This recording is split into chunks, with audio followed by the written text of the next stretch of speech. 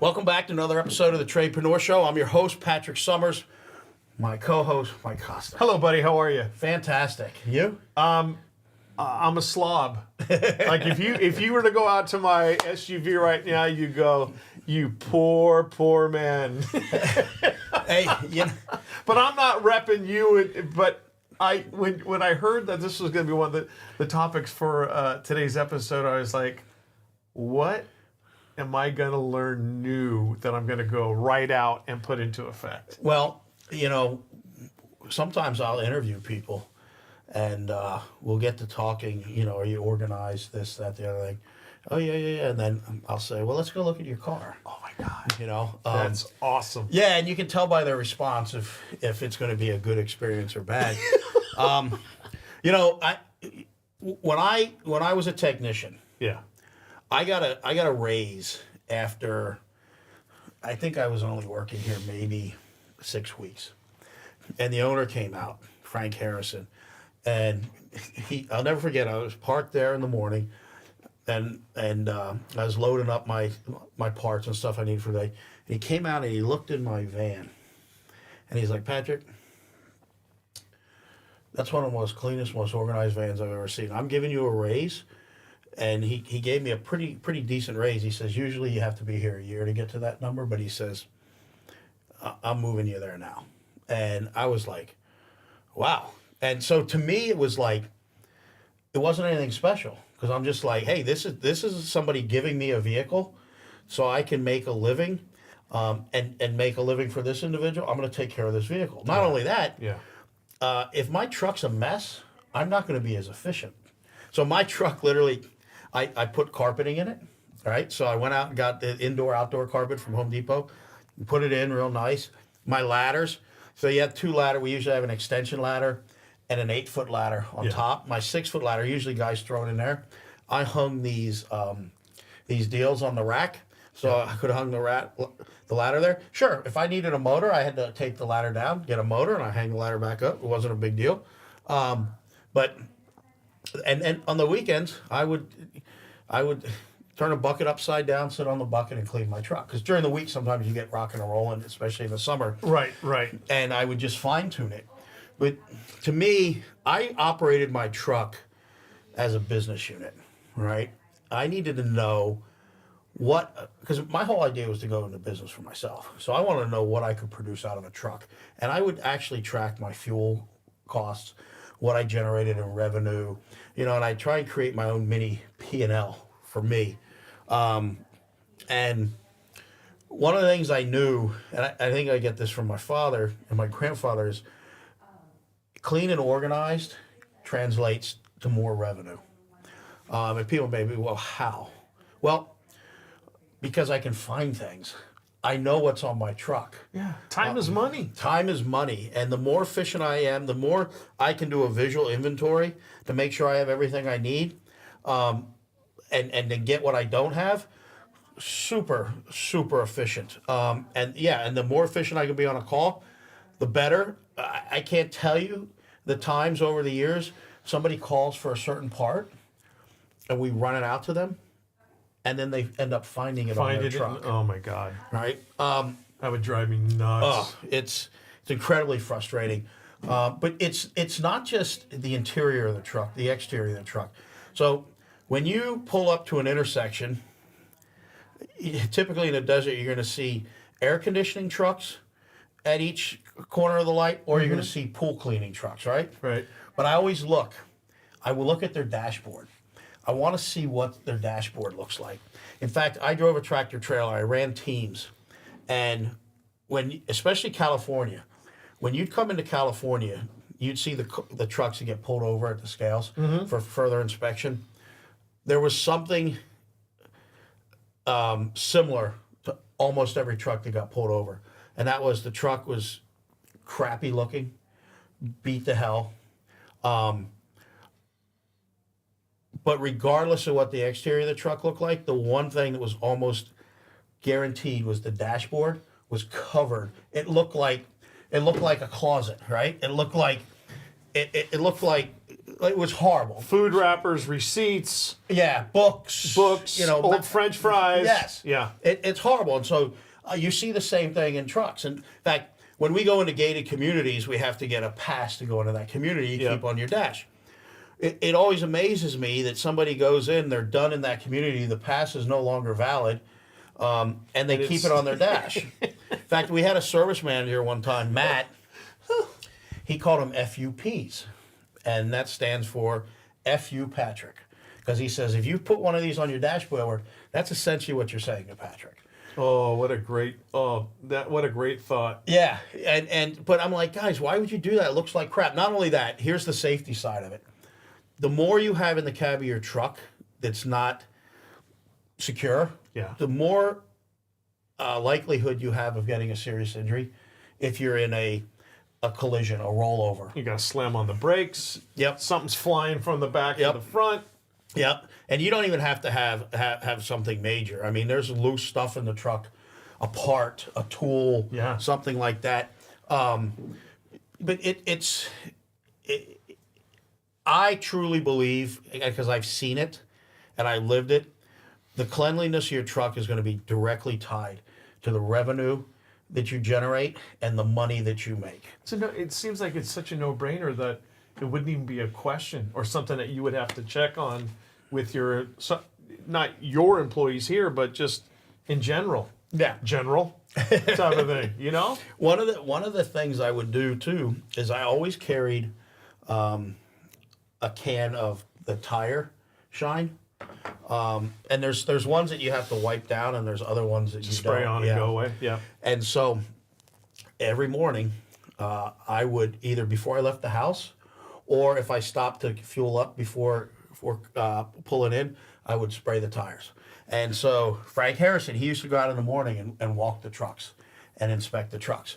And then he'd come up and he'd read off the numbers of the trucks that look like crap, and he'd read off the number of the trucks that look fantastic. And he would always read my truck number. He's like, Patrick, that truck looks so. And I'm like, and all I did was shine the tires, right? I didn't wash it that morning, but just shine the tires. But the tires stand out. Yes. And so here, if you as a business owner, you as a coworker are noticing that, who else is noticing it? Your customer. Well, sure. Right? And that goes to your personal appearance. You're going to have more credibility when you're dialed in with your personal appearance. You're going to have more credibility when they look outside and they see a sharp-looking truck. Well, it's your rolling business card, right? Yeah. It's your rolling billboard. It's your brand. It's your brand. Yep. Exactly. Yep. And knowing what's on your truck, keeping that truck neat and organized, tells me a lot about the individual. Their pride, their level of pride, their level of commitment, and those are the guys that are going to get new trucks when new trucks come out. Do you, as far as, is the truck also a person's personal vehicle? Like, are you as the owner of a company taking care of maintenance and oil changes and things like that? Yeah. So that vehicle, we take care. We pay everything. It's the company's vehicle, but they get in most cases, take it home. Okay. And so they get to commute back and forth to work, because sometimes we might route them from their house directly to a call. Okay. Or we'll try and get them a call close to their house towards the end of the day. Okay. But basically, they come into the office every morning, and because we start with a meeting and things like that. But that's their commute vehicle. That they don't have to buy that gas to commute. It's the company buys it. So to me, it's a real show of an individual, and those are the things that play into, do they deserve more opportunity? Can they manage? Can they lead? Those are the things I'm looking at, because it goes back to me leadership before we leadership. Okay. If you can't lead yourself, and show up the way you need to show up, how are you going to manage anybody? Right. How are you going to lead anybody? Because they're going to follow the leader. Yeah. Right. And so it's more to just making revenue and maximizing opportunity for you in your career.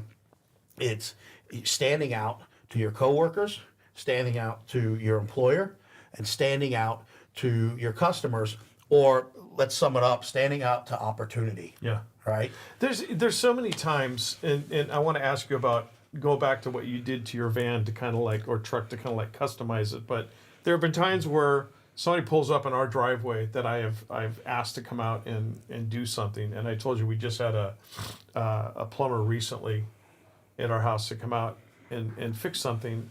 And I always make it a point to look in the back of their truck. And this guy, you would have been proud, because he had cubbies, and in each little cubby was like a Tupperware bin type of thing, and they were all professionally labeled, and he had, his pipes were bound together, and I'm not saying you could have eaten on the bed inside of his truck, but at the same time I'm thinking, okay, this guy knows exactly where to go when he needs something, and I would assume that's what you did too, when you more or less customized your truck. Do your employees get that carte blanche to kind of do that, or do you have a set way you want those trucks? I didn't customize where things were stored. Okay. Right? So there's a layout. Motors go here, capacitors go here. I'm talking just an HVAC truck, right? Yeah. But they're pretty much laid out the same. But as far as, you want to hang a ladder rack, by all means, hang a ladder rack, right? Because all you're doing is you're putting some sheet metal screws through it. You're not really destroying anything, right? Don't go put 20-inch rims on the truck. Things like that. Don't lower it. Yeah.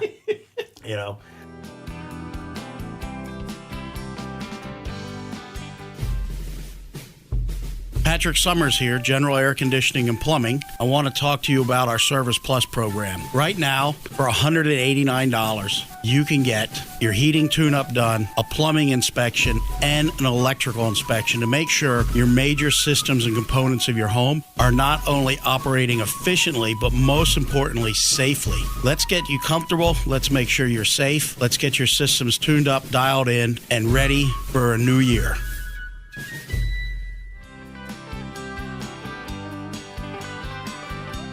But it's make that truck work for you, right? I've seen guys that we carry these 5-inch filters, and they're hard to carry because filters take up a lot of space, and they'll like create this like net, this bungee cord net across the ceiling, and they'll be up there. I mean, that's awesome. That's fantastic. And usually, if somebody would come to me and say, "Hey, I want to do this, I want to do that," then yeah, it's typically I'm okay with it. If it creates efficiency, I'll give you an example. We got one of our senior installers, guy's fantastic. He's just a work machine and just doesn't want to mess around. Just wants to do his job, and really knowledgeable guy. And so we got him a new install truck, and I got this real fancy interior, stainless steel, and then I got a diamond plate floor for him. Oh, nice. I mean, really sharp. He ended up going and covering the diamond plate with sheet metal, because I was thinking like, hey, this is cool, man. This looks sharp. Right. And he's like, but Patrick, I can't. When I load the boxes of the equipment, like the furnace and I can't push it. It grips. I hear you. I was like, oh, you know what? I was so excited that it was going to look so cool. I didn't even think of that, but I'm like, yeah, by all means, you have to cover it because it's not practical. Sure. But I'm like, hey, we'll have a beautiful floor. Your heart was in a good place. Yeah. So yeah, it's take care of the truck. Yeah. Take care, because here's the thing. Again, a few episodes back, I talked about showing up every day like I own the business. Right. And now I do. With my business partner Francisco. Like, and maybe you want to own your own business one day, maybe you don't. But man, somebody is trusting you with a truck. We just bought a truck. I just bought one yesterday, a plumbing truck, $70,000. Right? It's going to cost me, not me, but the business, about $6,000, $5,000, something like that, to wrap it. Okay. All right. Then we're going to stock it. Right. The inventory. Probably going to look at a retail value of that inventory, about $15,000, right? Then you got to insure it, and you got to maintain it, and somebody's giving you that truck to go say, hey, go out and and be successful. Yeah. Let's win together. Here's your truck. Like, you better take care of that truck like you should take care of that truck. Because what an individual is saying, especially if they give you a newer truck, is I trust you. I want you to win, and here is a tool to go out and do it. Because if you win, I win. So let's win together. And so when you go out there and you bash that truck, you don't take care of it, you don't clean it, you keep FUPs on the dash, that's communicating back that I don't really care, right? That shows your overall attitude towards things. So treat it like it's your own. Well, and in some cases, don't treat it like it's your own, because sometimes people treat their stuff horrible. Right? That's true. That's true. Did you have like a did you have like a checklist, or did you go through the same routine? Like, what would be some tips for somebody in taking care of their truck? Did you do? You talked about do the tires before you leave or when you're filling up. Yeah, well, I wasn't one of these guys that did like check the oil every day and stuff like that. Yeah, no, right. I would check the oil probably once a week. Okay. Every couple fill ups I'd check the oil, and a tire pressure, same thing. The tires were a big deal, especially out here in the temperature changes. Oh yeah. So maintaining that and just visually looking at the tires, and then. The other thing is every now and then turn the radio down and roll down your window, and make sure the truck's not making funny noises, all right? And then I would clean it. Like I would wash it on the weekend. The biggest thing was just the common sense stuff I would do, and I checked the work truck more than I checked my own personal vehicle, simply because it wasn't my vehicle and I was being trusted with this vehicle. So the last thing I wanted was to cause an issue with the vehicle. And then the interior, I always kept the interior clean, right? It's amazing, Armor All or a similar product, what it can make something look like, right? So I always kept it clean. And again, the back was just inventory. I had an inventory sheet, and I made sure the inventory was where it should be. Sometimes there was things that I thought I should have more of, so I'd try and make a case for that. Okay. And sometimes I'd win, right? So like, for instance, if we have these, what we call safety switches that we put on evaporator coils so the condensate backs up. Well, if I'm installing a lot of them and they're having to run them to me, or they're having to get me to get one from another guy in the area, Yeah. it's easy to make the case like, hey, I know we're stocked with 4 of these, but could I take my stock to 8? And if I can say, because look at what I'm doing, Right, proof. then it typically wouldn't be an issue. If I just wanted more because it gave me comfort to know that I wouldn't run out, no. But I kept track of those things, I kept track of my numbers. I kept track of what I was doing.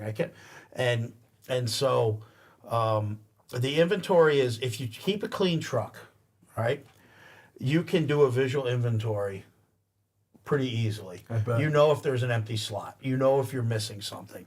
And it's really as simple as that. And it's take a little bit of time. I took my own time because, again, it's a truck that I'm using to go back and forth to work.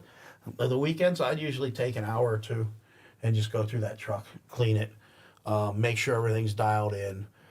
Because, again, when you're running during the week, especially in the summertime, sometimes it would be organized trash, but there would be trash that I got to clean out that, I wouldn't have time to do during the week. Or I was running late on a Friday or something. So it's just be neat and organized, So I guess in a nutshell, take the time because it'll save you time, but that time will also make you money. Very much so. Yeah. Very much so. And it's the little things that we do that make the big difference. And it's the little things that we do that communicate a lot about us. And so if you're getting the little things right, people notice. And again, perfect example was me getting a raise because the way I kept the truck. It's amazing. Like, I didn't do that to get noticed. I did it because that's my philosophy. That's how I would want somebody to treat a truck if I gave it to them. Yeah. And I just did what I do.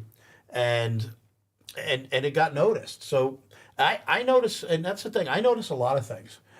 Some of the things I'll do around here is there'll be like maybe something in the warehouse, like it doesn't belong there, trash, and I'll just let it go. And I'll wait and see Who moves it or how who takes long the initiative? how long it takes to get that done. And I watch down here our TVs. We have these computers behind them, and the cords just hang down and drape. So I've been watching them for quite a while because I'm waiting to see who. Because one day I'll notice that they're tucked up Right. and been corrected, and then that's when I'm going to be like, "Hey, who did that?" Yeah. And you know where I got this from? I worked at a hospital back in Pennsylvania, and I worked the evening shift. I was a traction tech in orthopedics, and they would have supervisors, shift supervisors, which was usually an RN, that managed kind of all the floors at in the evenings. And I walk onto the floor, it was 3 South, and there's just a little gum wrapper on the floor. And I picked it up. And I threw it away. And next thing I know, Sonia was her name. I remember she must have been 5 foot tall, short white hair. Just I learned a lot about leadership just from her.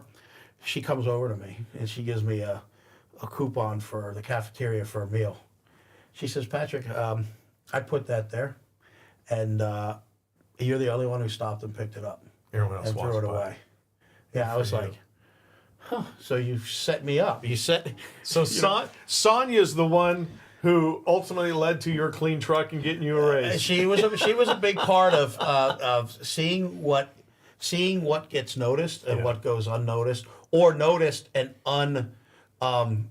changed. Yeah. Right. And so Sonia Clark, I'll never forget her. It's it's amazing when you think back through your coming up in the world, whether it's a teacher, a coworker, a manager, family, whoever it is, the lessons you learn. Look for the gum wrapper. That is something I will never forget. That's awesome. I will never forget. That is awesome. So, well, with that said, another episode of the Tradepreneur Show. I hope you now can at least look at yourself and say, "I'm a slob," or "I'm a highly organized person." Whatever you see yourself as, either accept it or change it. And if we can do that, we can just keep getting better and better and better.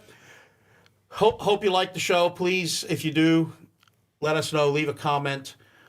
Check us out on YouTube. Check us out anywhere you can find a podcast. And please help us continue to grow this thing. Welcome any feedback, any comments, any suggestions for future episodes.